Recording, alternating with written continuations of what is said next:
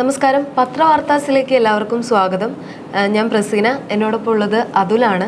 നമുക്കിന്ന് പ്രമുഖ പത്രങ്ങളിൽ എന്തൊക്കെയാണ് വാർത്തകളായിട്ടുള്ളത് എന്നുള്ളത് നോക്കാം.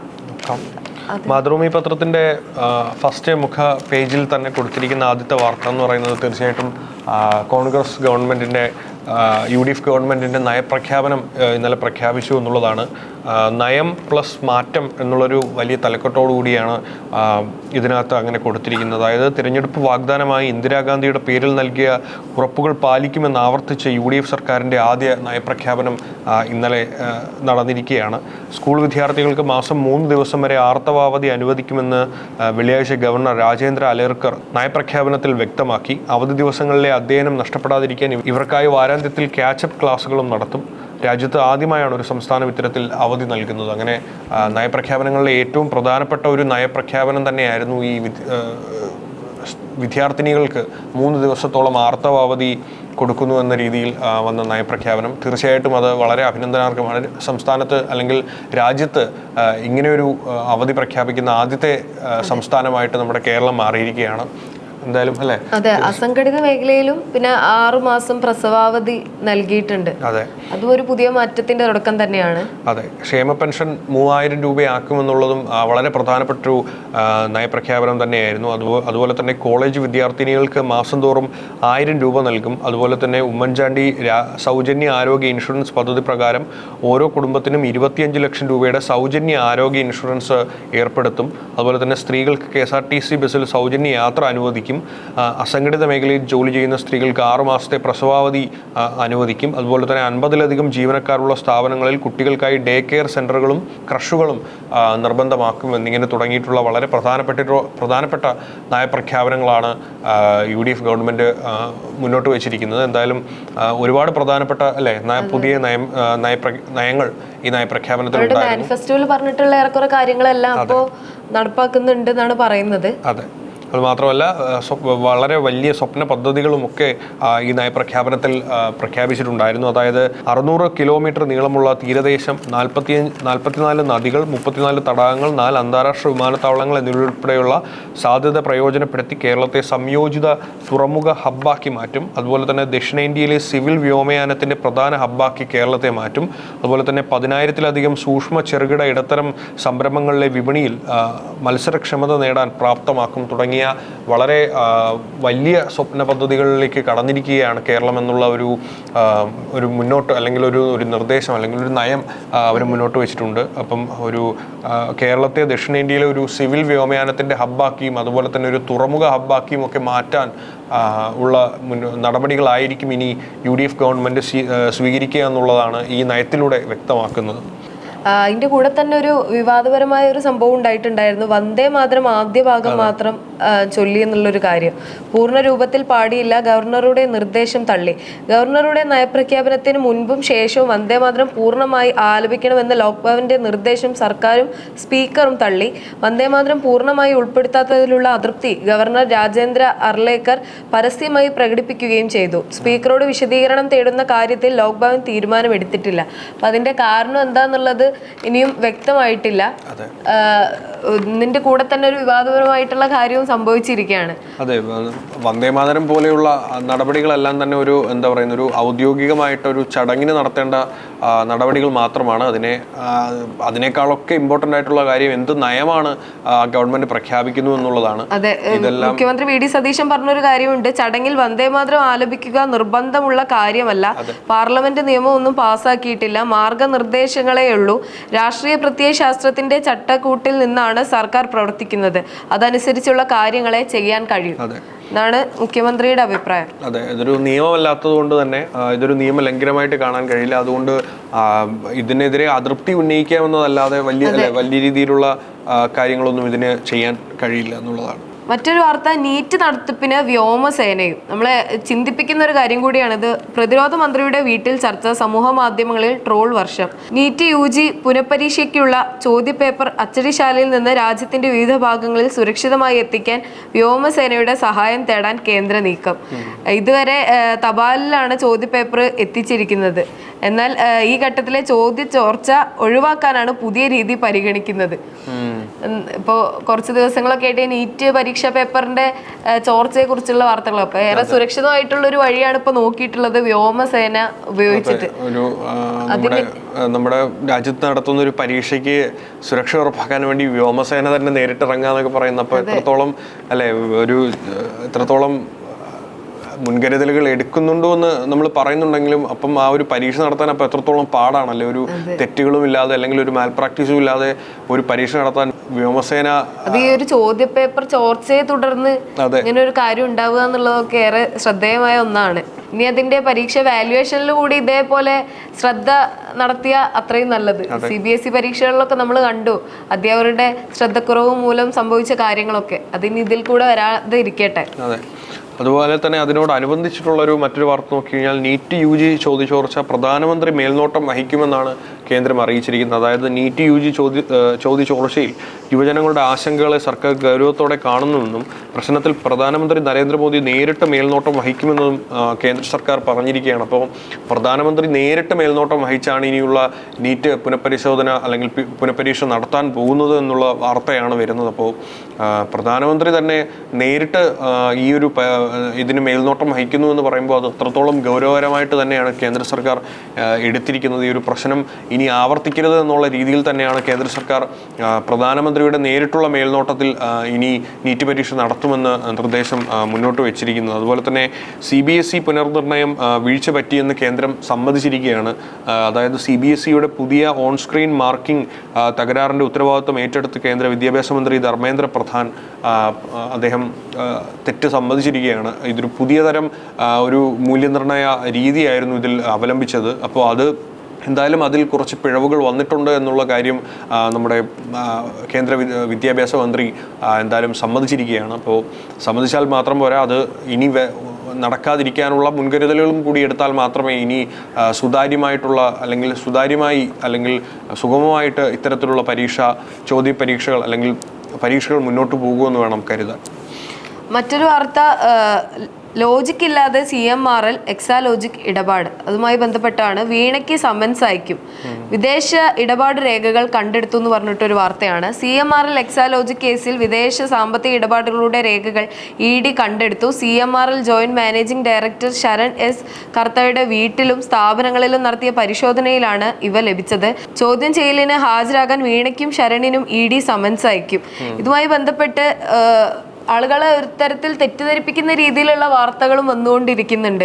ഈ രീതിയിൽ ബാങ്ക് അക്കൗണ്ട് മരവിപ്പിച്ചു എന്നൊക്കെ പറയുമ്പോൾ അത് വീണയുടേത് മാത്രമാണെന്നുള്ള രീതിയിലൊക്കെ വാർത്തകൾ എത്തുന്നുണ്ട്. അതിനെതിരെ പ്രതിപക്ഷ നേതാവ് പിണറായി വിജയൻ തന്നെ മറുപടി പറയുന്നുണ്ട്. വീണയുടെ ഒരു ബാങ്ക് അക്കൗണ്ട് മാത്രമാണ് ED മരവിപ്പിച്ചത്. ചിലർ പറയുന്നത് പോലുള്ള കണക്കൊന്നും വീണയുടേതല്ല. ED എന്നോട് ഒന്നും ചോദിച്ചില്ല. റെയ്ഡുമായി ബന്ധപ്പെട്ട് എല്ലാ സ്ഥലത്തും ആളുകൾ ശാന്തമായിട്ടാണ് പ്രതികരിച്ചത്. ഇത്രയും പ്രശ്നങ്ങൾ ഉണ്ടായപ്പോഴും അദ്ദേഹം പറയുന്നത് ആളുകൾ ശാന്തമായാണ് പ്രതികരിച്ചത് എന്നാണ്. പക്ഷെ EDയുടെ ഭാഗത്ത് നിന്നും ആളുകളെ തെറ്റിദ്ധരിപ്പിക്കുന്ന രീതിയിലുള്ള വാർത്തകൾ പുറത്തു വരുന്നു എന്നുള്ളത് മറ്റൊരു സത്യമാണ്.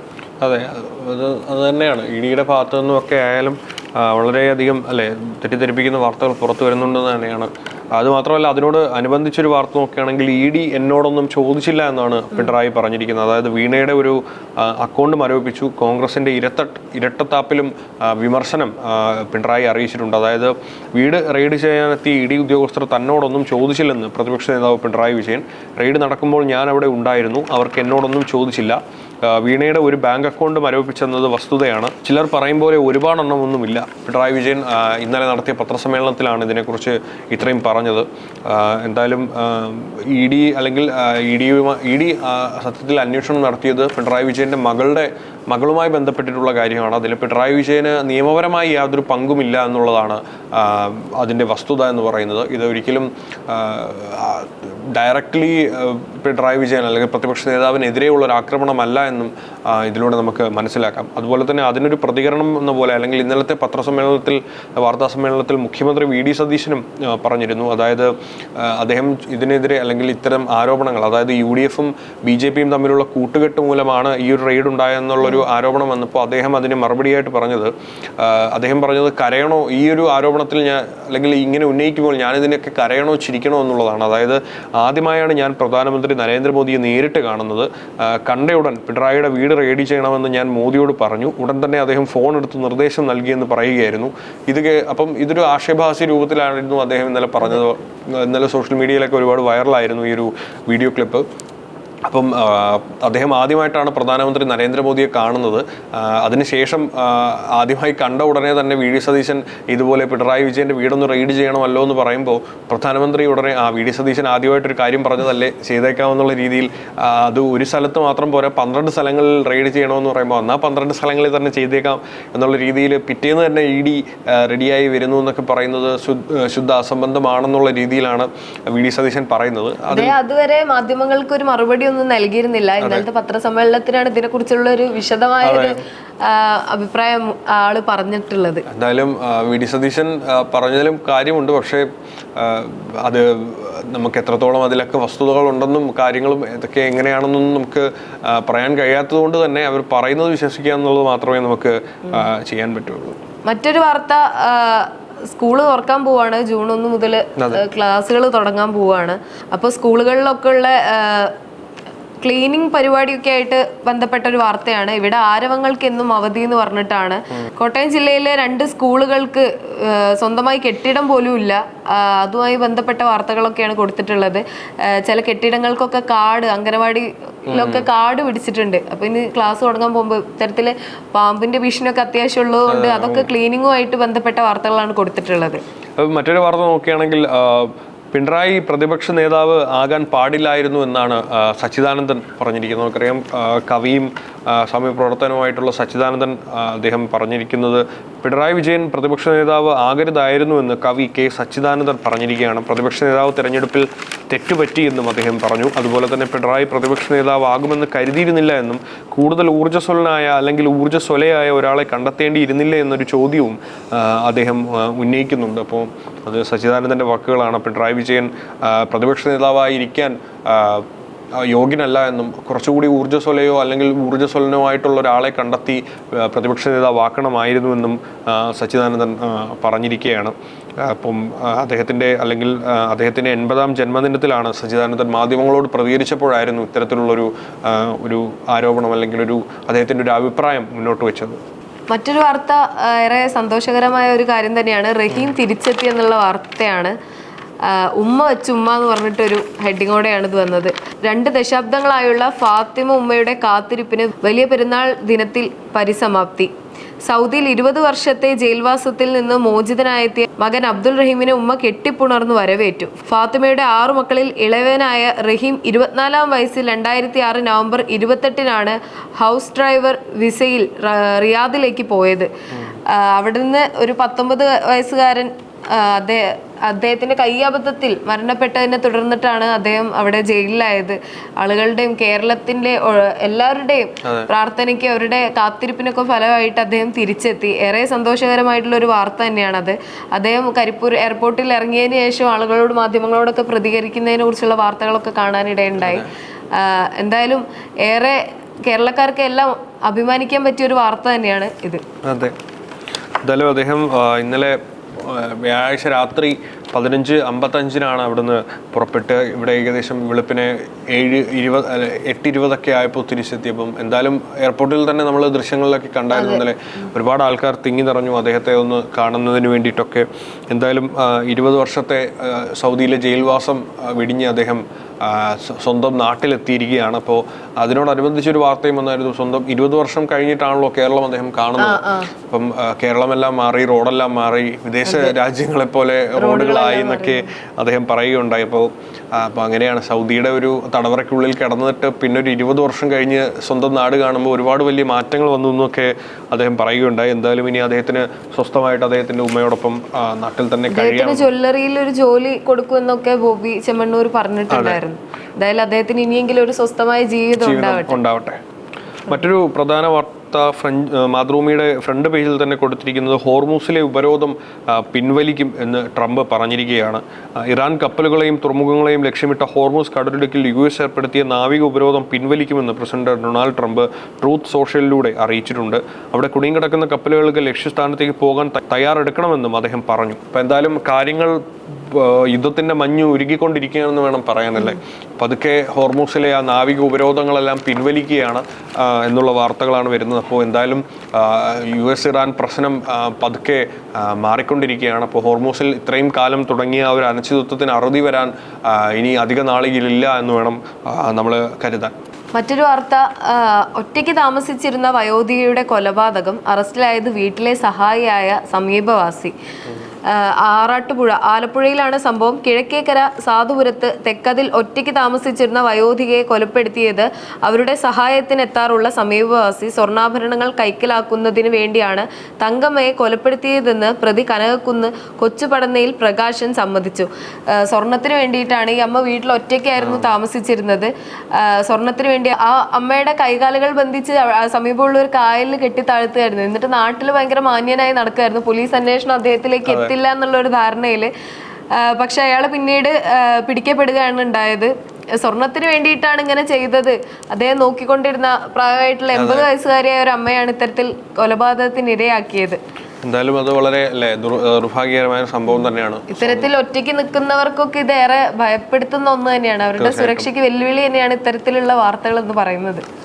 മറ്റൊരു കാര്യം, മുഖ്യമന്ത്രി അദ്ദേഹത്തിൻ്റെ ബജറ്റിൽ വരാൻ പോകുന്ന കുറച്ച് കാര്യങ്ങളെക്കുറിച്ചൊരു സൂചന നൽകിയിട്ടുണ്ട്. അതായത് ജീവനക്കാർക്ക് ബജറ്റിൽ വിസ്മയങ്ങൾ പ്രതീക്ഷിക്കാമെന്നുള്ളൊരു സൂചനയാണ് അദ്ദേഹം നൽകിയിരിക്കുന്നത്. അതായത് സർക്കാർ ജീവനക്കാർക്ക് ബജറ്റിൽ ചില വിസ്മയങ്ങൾ ഒളിപ്പിച്ചു വെച്ചിട്ടുള്ളതായും മുഖ്യമന്ത്രി VD സതീശൻ പറഞ്ഞു. കേരള NGO അസോസിയേഷൻ സംസ്ഥാന സമ്മേളനം ഉദ്ഘാടനം ചെയ്യുകയായിരുന്നു അദ്ദേഹം.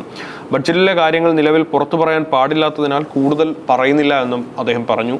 അപ്പോൾ കൂടുതലൊന്നും പറഞ്ഞില്ലെങ്കിലും അദ്ദേഹം ബഡ്ജറ്റിൽ ജീവനക്കാർക്ക് എന്തൊക്കെയോ വിസ്മയങ്ങൾ, എന്തൊക്കെയോ നല്ല കാര്യങ്ങൾ ഒളിപ്പിച്ചു വെച്ചിട്ടുണ്ടെന്ന് അദ്ദേഹം പറയുന്നു. അതായത് ജീവനക്കാർ സമയബന്ധിതമായി ഓരോ ഫയലും പൂർത്തിയാക്കണം.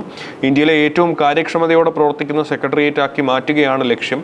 സ്വകാര്യ സ്ഥാപനങ്ങൾ സമയബന്ധിതമായി ഓരോ പദ്ധതികളും പൂർത്തീകരിക്കും പോലെ സർക്കാർ സംവിധാനങ്ങൾക്കും ആ മാറ്റം വരണമെന്നാണ് അദ്ദേഹം മുന്നോട്ട് വെച്ചിരിക്കുന്നത്. അപ്പോൾ അങ്ങനെയൊക്കെ ചെയ്തു കഴിഞ്ഞാൽ ബഡ്ജറ്റിൽ കുറച്ച് വിസ്മയങ്ങൾ ഒളിപ്പിച്ചു വെച്ചിട്ടുണ്ട് ജീവനക്കാർക്ക് വേണ്ടിയിട്ടുള്ളതാണ്. അപ്പോൾ എന്തായാലും ഇത് കേട്ട ഉടനെ ഇനി ജീവനക്കാരെല്ലാം പണിയെടുക്കണമെന്ന് തന്നെയാണ് അദ്ദേഹം പറയുന്നത്. അപ്പോൾ അവസാനം ബഡ്ജറ്റ് വരുമ്പോൾ ജീവനക്കാർക്കുള്ള വിസ്മയങ്ങളിൽ ജീവനക്കാർ വിസ്മയിക്കപ്പെടാതെ പോരുത്. അങ്ങനെ പോയാൽ വീണ്ടും പഴയ സ്ഥിതിയിലാകും. അപ്പോൾ ജീവനക്കാർക്ക് എന്തായാലും നല്ലൊരു ആനുകൂല്യങ്ങൾ നൽകുന്നൊരു ബഡ്ജറ്റായി മാറട്ടെ. മറ്റൊരു വാർത്ത, ജൂൺ 1 പ്രവേശനോത്സവവുമായി ബന്ധപ്പെട്ട ഒന്നാണ്. ഇടമലക്കുടിയിലെ കുട്ടികൾ ചോദിക്കുന്നു, എന്നാണ് ഞങ്ങളുടെ പ്രവേശനോത്സവം? ഒരു അധ്യാപകൻ പോലും ഇല്ലാത്ത സ്കൂള്, പ്രധാനാധ്യാപകൻ നാളെ വിരമിക്കുകയും ചെയ്യും.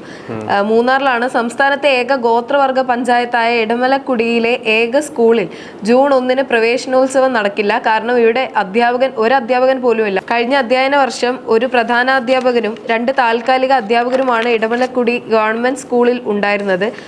ഇപ്പൊ അവരെല്ലാം പോയി. നാളെ പ്രധാനാധ്യാപകൻ വിരമിക്കുകയും ചെയ്യാണ്.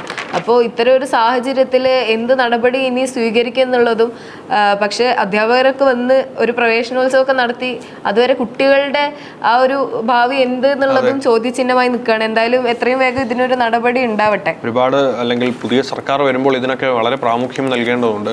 നമ്മൾ എന്തൊക്കെ കുറ്റം പറഞ്ഞാലും കഴിഞ്ഞ LDF സർക്കാർ എന്തായാലും വിദ്യാഭ്യാസ രംഗത്ത് ഒരുപാട് മാറ്റങ്ങൾ കൊണ്ടുവന്നിരുന്നു. നല്ല രീതിയിൽ തന്നെയായിരുന്നു വിദ്യാഭ്യാസ വകുപ്പ് മുന്നോട്ട് കൊണ്ടുപോയിരുന്നത് വേണം കരുതാൻ. അപ്പോൾ അതുപോലെ അല്ലെങ്കിൽ അതിനേക്കാൾ മികച്ച രീതിയിൽ ഇനിയുള്ള വിദ്യാഭ്യാസ വകുപ്പ് മുന്നോട്ട് പോകണം. അതിന് തുടക്കത്തിൽ തന്നെ ഇത്തരത്തിലുള്ള ചെറിയ ചെറിയ പ്രശ്നങ്ങൾ പരിഹരിച്ചാൽ മാത്രമേ വലിയ പ്രശ്നങ്ങൾ വരുമ്പോൾ അത് അല്ലെങ്കിൽ കാര്യക്ഷമമായി പരിഹരിക്കാൻ പറ്റുകയുള്ളൂ എന്ന് വേണം കരുതാൻ. അതുപോലെ തന്നെ മറ്റൊരു വാർത്ത നോക്കുകയാണെങ്കിൽ നയപ്രഖ്യാപനത്തിൽ നമ്മുടെ പ്രതിപക്ഷത്തിൻ്റെ വിമർശനങ്ങളെക്കുറിച്ചാണ്. അതായത് നയപ്രഖ്യാപനത്തിൽ ന്യായരാഹിത്യം എന്നാണ് പ്രതിപക്ഷ നേതാവ് പിണറായി വിജയൻ മുന്നോട്ട് വെച്ചിരിക്കുന്നത്. അതായത് കേന്ദ്ര വിമർശനം പേരിന് പോലും ഇല്ലെന്ന് പിണറായി പറഞ്ഞിരിക്കുകയാണ്. അതായത് നയപ്രഖ്യാപനത്തിൽ കണ്ടത് സർക്കാരിൻ്റെ നയരാഹിത്യമാണെന്ന് പ്രതിപക്ഷ നേതാവ് പിണറായി വിജയൻ പറഞ്ഞിരിക്കുന്നു. കേന്ദ്ര സർക്കാരിൻ്റെ സാമ്പത്തിക നയങ്ങളെ പേരിന് പോലും വിമർശിച്ചില്ലെന്നും അദ്ദേഹം പത്രസമ്മേളനത്തിൽ കുറ്റപ്പെടുത്തി. LDF നടപ്പാക്കിയ വികസന പ്രവർത്തനങ്ങളെക്കുറിച്ചും ക്ഷേമ പദ്ധതികളെക്കുറിച്ചും അതിനെക്കുറിച്ചൊന്നും പരാമർശിക്കുകയോ അല്ലെങ്കിൽ അതിൻ്റെ തുടർച്ചയോ കാണാനില്ല എന്നും അദ്ദേഹം പറഞ്ഞു. കേരളത്തെ പുതിയ യുഗത്തിലേക്ക് ആനയിക്കുമെന്ന് പറയുന്നുണ്ടെങ്കിലും അതിനായിട്ടുള്ള സാമ്പത്തിക സാമൂഹിക മാർഗരേഖകളൊന്നും കാണാനില്ല എന്നും അദ്ദേഹം പറയുന്നു. ഒരു തരത്തിലുള്ള ഒരു ഒളിച്ചോട്ടമാണ് ഇത്, വാഗ്ദാനങ്ങളിൽ നിന്നുള്ള ഒളിച്ചോട്ടമാണിതെന്നും അദ്ദേഹം അടിവരയിടുന്നു അല്ലെങ്കിൽ പറഞ്ഞു വെക്കുന്നു എന്നുള്ളതാണ്. അപ്പോൾ പ്രതിപക്ഷ നേതാവാകുമ്പോൾ അങ്ങനെ തന്നെ പറയണമല്ലോ എന്നുള്ള രീതിയിൽ അദ്ദേഹം പറഞ്ഞതായിരിക്കും. എന്തായാലും അദ്ദേഹം പറയുന്നത് കേന്ദ്ര സർക്കാരിനെ വിമർശിച്ചിട്ടില്ല, അതുപോലെ തന്നെ LDF സർക്കാർ തുടങ്ങി വെച്ചിട്ടുള്ള പദ്ധതികളൊന്നും അതിനെ മുന്നോട്ട് കൊണ്ടുപോകാൻ ശ്രമിക്കുന്നില്ല എന്നുള്ളതായിരുന്നു അദ്ദേഹം പറയുന്നത്. അത് പക്ഷേ അതിന് മറുപടിയായിട്ട് VD സതീശൻ പറയുന്നത് ഇതൊരു പുതുയുഗത്തിലേക്കുള്ള ചുവടുവെപ്പ് തന്നെയാണെന്നാണ് VD സതീശൻ പറയുന്നത്. അതായത് ബഡ്ജറ്റിലും വിസ്മയങ്ങൾ ഉണ്ടാകുമെന്നും അദ്ദേഹം പറഞ്ഞു വെക്കുന്നു. കേരളം പുതുയുഗത്തിലേക്ക് ചൂടുവെക്കുകയാണെന്നും ആ നയങ്ങളുടെ പ്രഖ്യാപനമാണ് ഗവർണർ നടത്തിയെന്നും മുഖ്യമന്ത്രി VD സതീശൻ പറഞ്ഞു. തിരഞ്ഞെടുപ്പ് കാലത്ത് നൽകിയ വാഗ്ദാനങ്ങൾ പൂർണ്ണമായും നടപ്പാക്കും. വെല്ലുവിളികൾ ജനാധിപത്യ മാർഗത്തിലൂടെ അതിജീവിച്ച് പുതുയാത്ര തുടരും. ഇന്ദിരാ ഗ്യാരണ്ടിയിൽ 2 എണ്ണത്തിന് ഇതിനോടകം തീരുമാനമെടുത്തു. ബാക്കിയുള്ളവ പരിശോധിച്ച് ഉചിതമായ സമയത്ത് നടപ്പാക്കുമെന്നും അദ്ദേഹം പറഞ്ഞു. അപ്പം VD സതീശന് നല്ല ഉറപ്പുണ്ട് അല്ലെങ്കിൽ വിശ്വാസമുണ്ട് ഈ നടപടികളെല്ലാം നടപ്പാക്കുമെന്ന്. പക്ഷേ പ്രതിപക്ഷത്തിന് അത്ര വിശ്വാസം പോരാ എന്ന് വേണം നമ്മൾ ഈ 2 അഭിപ്രായങ്ങളും നോക്കുമ്പോൾ അറിയാൻ. മറ്റൊരു വാർത്ത, എയ്ഡഡ് ഹയർ സെക്കൻഡറി അധ്യാപകരുടെ പ്രമോഷനുമായി ബന്ധപ്പെട്ടാണ്. വിവേചനം പാടില്ലെന്ന് ഹൈക്കോടതി. പ്രായം 50 കടന്ന സർക്കാർ ഹയർ സെക്കൻഡറി അധ്യാപകർക്ക് പ്രമോഷൻ ലഭിക്കാൻ വകുപ്പ് തല ടെസ്റ്റിൽ അനുവദിച്ച ഇളവ് എയ്ഡഡ് ഹയർ സെക്കൻഡറി മേഖലയിലെ സമാന തസ്തികയിലെ അധ്യാപകർക്ക് നിഷേധിക്കുന്നത് നിയമവിരുദ്ധമാണെന്ന് ഹൈക്കോടതി. നിയമരീതിയിൽ വ്യത്യാസം ഉണ്ടെന്നല്ലാതെ സർക്കാർ എയ്ഡഡ് മേഖലകളിലെ ഹയർ സെക്കൻഡറി അധ്യാപകരുടെ യോഗ്യതകളും ചുമതലകളും സമാനമാണ്. ആ നിലയ്ക്ക് സേവന വ്യവസ്ഥകളിലെ വേറിട്ട സമീപനം യുക്തിസഹമല്ലെന്ന് കോടതി വ്യക്തമാക്കി. ശരിയാണ്, പലപ്പോഴും സർക്കാർ എയ്ഡഡ് മേഖലകളിലെ ഹയർ സെക്കൻഡറി അധ്യാപകരുടെയൊക്കെ എല്ലാം സമാനമായ യോഗ്യതകളാണ്. എന്നാൽ പലപ്പോഴും വേറിട്ട ഒരു രീതിയാണ് ഇവർക്ക് വേണ്ടി നടപ്പിലാക്കുന്നത്. ഇപ്പൊ പ്രമോഷന്റെ കാര്യത്തിലായാലും എല്ലാം. അപ്പൊ അതിന് നല്ലൊരു വിവേചനം പാടില്ലെന്നുള്ള ഹൈക്കോടതിയുടെ ഉത്തരവ് എന്തായാലും നല്ലൊരു തീരുമാനം തന്നെയാണ്. ഇതിന് ഈ ഒരു ഹൈക്കോടതി ഉത്തരവിന് എങ്ങനെയായിരിക്കും ഇനി അങ്ങോട്ടുള്ള നടപടി എന്നുള്ളത് നോക്കിക്കാണേണ്ട കാര്യമാണ്. നമുക്ക് ബിസിനസ് വാർത്തകളിലേക്ക് കടന്നു കഴിഞ്ഞാൽ ബിസിനസ് വാർത്തകളിൽ നമുക്ക് പ്രധാനപ്പെട്ട ഒരു വാർത്ത എന്ന് പറയുന്നത് റിസർവ് ബാങ്ക് പ്ലാസ്റ്റിക് കറൻസി പരിഗണിക്കുന്നു എന്നുള്ളതാണ്. ആലോചനയിലുള്ളത് 10-20 രൂപയുടെ പൊളിമർ നോട്ടുകൾ എന്നാണ്. കടലാസിന് പകരം പ്ലാസ്റ്റിക് ഉപയോഗിച്ചിട്ടുള്ള കറൻസി നോട്ടുകൾ പുറത്തിറക്കുന്നത് ഗൗരവമായി പരിഗണിച്ച് റിസർവ് ബാങ്ക് പ്രത്യേക പ്ലാസ്റ്റിക് ഉപയോഗിച്ച് 10-20 രൂപയുടെ പോളിമർ നോട്ടുകൾ അവതരിപ്പിക്കുന്നതാണ് ആലോചനയിലുള്ളത്. അപ്പോൾ എന്തായാലും കൺവെൻഷണൽ ആയിട്ടുള്ള പേപ്പർ കറൻസി വിട്ടതിന് ശേഷം ആദ്യം ഒരു തുടക്കം എന്ന നിലയിൽ 10-20 രൂപയുടെ പോളിമർ കറൻസി പുറത്തിറക്കാനാണ് ഇത് അവർ മുന്നോട്ട് വയ്ക്കുന്നത്. അതായത് ഏതാനും വർഷങ്ങളായി കറൻസി നോട്ടുകളുടെ ആവശ്യം ഉയർന്നു വരികയാണ്. കഴിഞ്ഞ സാമ്പത്തിക വർഷം വിനിമയത്തിലുള്ള കറൻസിയുടെ മൂല്യത്തിൽ 11% വളർച്ചയാണ് രേഖപ്പെടുത്തിയത്. ഈ സാഹചര്യത്തിൽ കൂടുതൽ ഈട് നിൽക്കുന്ന പോളിമർ കറൻസി അവതരിപ്പിക്കുന്നതിന് പട്നയിലും മുംബൈയിലും നടന്ന സെൻട്രൽ ബോർഡ് യോഗങ്ങൾ ചർച്ചയായതാണ് റിപ്പോർട്ട്. പഞ്ഞി അടിസ്ഥാനമാക്കിയുള്ള പ്രത്യേക കടലാസുകളിലാണ് കറൻസി അച്ചടിച്ചു വന്നിരുന്നത്. എന്നാൽ ഇനി മുതൽ 3 മുതൽ 4 വർഷം കഴിയുമ്പോൾ ഇത് മുഷിഞ്ഞു തുടങ്ങും. ഇത് പിൻവലിച്ച് കൂടുതൽ കറൻസി അച്ചടിക്കേണ്ടതായി വരും. കൂടുതലായി ഉപയോഗത്തിൽ വരുന്നത് 10-20 രൂപ നോട്ടുകളാണ് എളുപ്പത്തിൽ നശിക്കുന്നത്. പോളിമർ നോട്ടുകളും പൊടിയും വെള്ളവും പ്രതിരോധിച്ച് കൂടുതൽ ഈട് നിൽക്കും എന്നും അദ്ദേഹം പറഞ്ഞു. അപ്പോൾ ഒരു പ്ലാസ്റ്റിക് കറൻസി കൊണ്ടുവരാനാണ് അദ്ദേഹം മുന്നോട്ട്, അല്ലെങ്കിൽ ഒരു പദ്ധതിയാണ് RBI മുന്നോട്ട് വയ്ക്കുന്നത്. അത് എനിക്ക് മറ്റുള്ള രാജ്യങ്ങൾ അങ്ങനെ ഒരു പോളിമർ കറൻസി മുന്നോട്ട് വയ്ക്കുന്നുണ്ടോ അല്ലെങ്കിൽ അവർ ഇറക്കുന്നുണ്ടോ എന്നറിയില്ല. പക്ഷേ ഇന്ത്യയിൽ ആദ്യമായിട്ടായിരിക്കും എന്ന് തോന്നുന്നു ഒരു പോളിമർ ബേസ്ഡ് ആയിട്ടുള്ള കറൻസി വരുന്നത്. അത് ഏറ്റവും കൂടുതൽ വിനിമയം നടക്കുന്ന 10-20 നോട്ടുകളിലായിരിക്കും ആദ്യഘട്ടത്തിൽ വരിക. അതിനുശേഷം ചിലപ്പോൾ വലിയ നോട്ടുകളിലേക്കും പോളിമർ കറൻസി മാറിയേക്കാം എന്നുള്ള വാർത്തകളാണ് വരുന്നത്. മറ്റൊന്ന്, കർഷകർക്ക് ഏറെ ആശ്വാസകരമായ ഒന്നാണ്. റബ്ബർ ഉൽപാദനത്തിൽ കുതിപ്പ്. കഴിഞ്ഞ വർഷം 9.5 ലക്ഷം ടൺ. വിലയിലും റെക്കോർഡ് വർധനയാണുള്ളത്. ഇന്ത്യയിലെ റബ്ബർ മേഖലയ്ക്ക് മികച്ച മുന്നേറ്റം. 2025-26 ഉൽപാദനം 9.5 ലക്ഷം ടണ്ണിലെത്തി. വിലയിലും റെക്കോർഡ് വർധനയാണ് ഉണ്ടായതെന്ന് rubber board statistics consultative panel അറിയിച്ചു. മുൻ വർഷത്തെ ഉൽപാദനം 8.75 ലക്ഷം ടണ്ണായിരുന്നു. എന്നാൽ ഇപ്പോൾ അത് 9.5 ലക്ഷം ടണ്ണായി വന്നിരിക്കുകയാണ്. പിന്നെ അതിലെത്രത്തോളം ഒരു തരത്തിൽ അത് കർഷകർക്ക് ഏറെ ആശ്വാസകരമായ ഒരു വാർത്ത തന്നെയാണ്. എന്തായാലും ഒരുപാട് നാളായിട്ട് റബ്ബറിന്റെ വില ഇടിഞ്ഞു തന്നെയായിരുന്നു പൊയ്ക്കൊണ്ടിരുന്നത്. എന്തായാലും ഈ ഒരു വർധനവ് കർഷകർക്ക് എന്തായാലും ഒരു ആശ്വാസമാണ്. അതോടൊപ്പം തന്നെ ചേർത്ത് വെക്കാൻ പറ്റിയ ഒന്നാണ് തേങ്ങ വിലയിൽ ആശ്വാസം, പക്ഷേ കർഷകർക്ക് ദുരിതം വന്നത്. ഈ വർഷം ആദ്യമായി തേങ്ങയുടെ വില കിലോയ്ക്ക് 38-40 രൂപയായി കുറഞ്ഞു. തമിഴ്നാട്ടിൽ ഉൽപാദനം കൂടിയതും കേരളത്തിലേക്ക് വരവ് വർദ്ധിച്ചതുമാണ് പ്രധാന കാരണം. കേരളത്തിലും ഉൽപാദനം കൂടിയിട്ടുണ്ട് എന്നൊരു വാർത്തയാണ്. അപ്പോൾ എന്തായാലും നമുക്ക് സ്പോർട്സ് ന്യൂസ് നോക്കിക്കഴിഞ്ഞാൽ ഇന്നലത്തെ IPL പ്രധാനപ്പെട്ട വാർത്ത എന്ന് പറയുന്നത് ഒരു ഗുജറാത്ത് ടൈറ്റൻസ് IPL ഫൈനലിലേക്ക് കടന്നിരിക്കുകയാണ്. അപ്പോൾ എന്തായാലും ഫൈനലിൽ ഗുജറാത്ത് വേഴ്സസ് ബാംഗ്ലൂരു റോയൽ ചലഞ്ചേഴ്സുമായിട്ടായിരിക്കും മത്സരം നടക്കുക.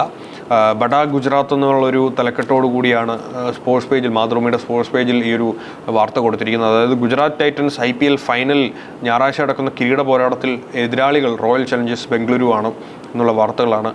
അതുപോലെ തന്നെ ഈ കഴിഞ്ഞ മത്സരത്തിൽ ശുഭ്മാൻ ഗില്ലിന് സെഞ്ചുറി കിട്ടി. അതുപോലെ തന്നെ സൂര്യവംശിക്ക് റെക്കോർഡും സ്വന്തമാക്കാൻ കഴിഞ്ഞു.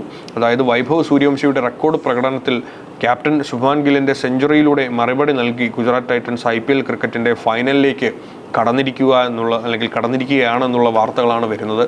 അപ്പോൾ എന്തായാലും ആൾക്കാർ ഏറെ, അല്ലെങ്കിൽ ശുഭ്മാൻ വൈഭവ് സൂര്യവംശിയുടെ ഒരു സാന്നിധ്യം ഉള്ളതുകൊണ്ട് തന്നെ രാജസ്ഥാനായിരുന്നു ആൾക്കാർ മുൻതൂക്കം നൽകിയിരുന്നത്. അവരായിരിക്കും ഫൈനലിൽ വരിക ഒരു മുൻതൂക്കമായിരുന്നു, അല്ലെങ്കിൽ ഒരു ചിന്തയായിരുന്നു അവർക്കുള്ളത്. എന്നാൽ ആ ഒരു മുൻധാരണകളെല്ലാം മാറ്റിമറിച്ചുകൊണ്ടാണ് ശുഭ്മാൻ ഗില്ലിൻ്റെ കരുത്തിൽ ഗുജറാത്ത് ഫൈനലിലേക്ക് കടന്നിരിക്കുന്നത്. അതായത് ആദ്യ ബാറ്റ് ചെയ്ത രാജസ്ഥാൻ 47 പന്തിൽ 96 റൺസ് അടിച്ച് വൈഭവ് സൂര്യവംശിയുടെ മികവിലാണ് കൂറ്റൻ സ്കോറിലെത്തിയത്. എന്നാൽ ശുഭ്മാൻ ഗില്ലിൻ്റെ തകർപ്പൻ സെഞ്ചുറിയും സായി സുദർശൻ്റെ അർദ്ധ സെഞ്ചുറിയും ഗുജറാത്തിൻ്റെ പോരാട്ടം അനായാസമാക്കി എന്ന് വേണം കരുതാൻ. അതുപോലെ തന്നെ സൂര്യവംശിയുടെ നോക്കിക്കഴിഞ്ഞാൽ 47 പന്തിൽ 96 റൺസ് എടുത്ത സൂര്യവംശിയാണ് രാജസ്ഥാൻ ഇന്നിങ്സിലെ ടോപ്പ് സ്കോറർ എന്ന് പറയുന്നത്. 35 പന്തിൽ 45 റൺസുമായി രവീന്ദ്ര ജഡേജയും 11 പന്തിൽ 38 റൺസുമായി ഡൊണോവൻ ഫെരേരയും പുറത്താകാതെ നിന്നു എന്ന് വേണം കരുതാൻ. അപ്പോൾ ഇന്നലെ നടന്നത് വളരെ വാശിയേറിയ പോരാട്ടം തന്നെയാണ് എന്ന് വേണം കരുതാൻ, അല്ലേ? ഇന്നലെ സൂര്യവംശിയും വളരെ പൊരുതി രാജസ്ഥാനെ ഒറ്റയ്ക്ക് അവരുടെ ടീമിനെ ജയിപ്പിക്കാൻ ശ്രമിച്ചുവെങ്കിലും ശുഭ്മാൻ ഗില്ലിൻ്റെയൊക്കെ മികവിൽ അവർക്ക്, അല്ലെങ്കിൽ അവർ ഫൈനലിലേക്ക് കടന്നിരിക്കുകയാണെന്ന് വേണം കരുതാൻ. മറ്റൊരു വാർത്ത എല്ലാവരും കാത്തിരിക്കുന്ന ഒരു വാർത്ത തന്നെയാണ്. ഫിഫ വേൾഡ് കപ്പുമായി ബന്ധപ്പെട്ടതാണ്. ഒക്കത്തൊരു കിരീടം ഇരിക്കെ ഉത്തരത്തിലിരിക്കുന്ന കിരീടം കൂടി എടുക്കാൻ ലയണൽ മെസ്സിയുടെ അർജന്റീന വരുന്നു. ഖത്തറിൽ കിരീടം നേടിയവരിൽ ക്യാപ്റ്റൻ മെസ്സി അടക്കം 17 വിശ്വസ്തരെ നിലനിർത്തി പരിശീലകൻ ലയണൽ സ്കലോനി 26 അംഗ സ്ക്വാഡിനെ പ്രഖ്യാപിച്ചു. ഓരോ പൊസിഷനിലും ലോകോത്തര താരങ്ങൾ നിരക്കുന്ന സംഘത്തിന് കിരീടം നേടാനായാൽ 64 വർഷത്തിനിടയിൽ കിരീടം നിലനിർത്തുന്ന ആദ്യ ടീമായവർ മാറും. നമുക്കറിയാം, എല്ലാവരും മെസ്സിയുടെ ഒരു വരവിനെ കാത്തിരിക്കുക തന്നെയാണ്. പരിക്കിന്റെ ഭീഷണിയെ അതിജീവിച്ച് 39-ാം വയസ്സിലേക്ക് കടക്കുന്ന മെസ്സി തന്നെയാണ് സ്ക്വാഡിന്റെ തല. ഇത് അടുത്ത് അദ്ദേഹത്തിന് ഒരു പരിക്ക് പറ്റിയെന്നുള്ള ഒരു വാർത്ത നമ്മൾ കേൾക്കാനിടയുണ്ടായി. അപ്പൊ എല്ലാവരും അദ്ദേഹം ഇനി എന്തായിരിക്കും, ടീമിലേക്ക് വരുമോ, ടീമിനെ നയിക്കുമോ എന്നുള്ളൊരു ചോദ്യചിഹ്നമായി നിന്നിട്ടുണ്ടായിരുന്നു. എന്നാൽ അദ്ദേഹം തന്നെയാണ് ടീമിന്റെ തലയായി മുന്നോട്ട് നിൽക്കുന്നത് എന്നാണ് ഒരു വാർത്ത. ലോകകപ്പ് കിരീടം നിലനിർത്താൻ അർജന്റീന 26 അംഗ ടീമിനെ ലയണൽ മെസ്സി നയിക്കും എന്ന വാർത്തയാണ് നമ്മൾ ഏറെ ഫുട്ബോൾ പ്രേമികൾക്കും അർജന്റീന ഫാൻസിനും ഒക്കെ ഏറെ സന്തോഷകരമായ ഒരു വാർത്ത തന്നെയാണ് ഇത്. അപ്പോൾ എന്തായാലും ഇത്രയുമായിരുന്നു പ്രധാനപ്പെട്ട പത്രങ്ങളിലെ തലക്കെട്ടുകൾ എന്ന് പറയുന്നത്. നമ്മൾ ഒട്ടുമിക്ക എല്ലാ പ്രധാനപ്പെട്ട വാർത്തകളും വിശകലനം ചെയ്തു എന്ന് തോന്നുന്നു, അല്ലേ? നമ്മൾ സർക്കാരിൻ്റെ നയപ്രഖ്യാപനമായാലും അതുപോലെ തന്നെ അതിനെതിരെയുള്ള പ്രതിപക്ഷത്തിൻ്റെ വിമർശനമായാലും പിണറായി വിജയനെതിരെയുള്ള ED അന്വേഷണമൊക്കെ ആയാലും അതിനെക്കുറിച്ചുള്ള പ്രധാനപ്പെട്ട വാർത്തകളെല്ലാം നമ്മൾ കവർ ചെയ്തു എന്ന് കരുതുന്നു. അപ്പം നാളത്തെ വാർത്തയുമായി നമുക്ക് വീണ്ടും കാണാം.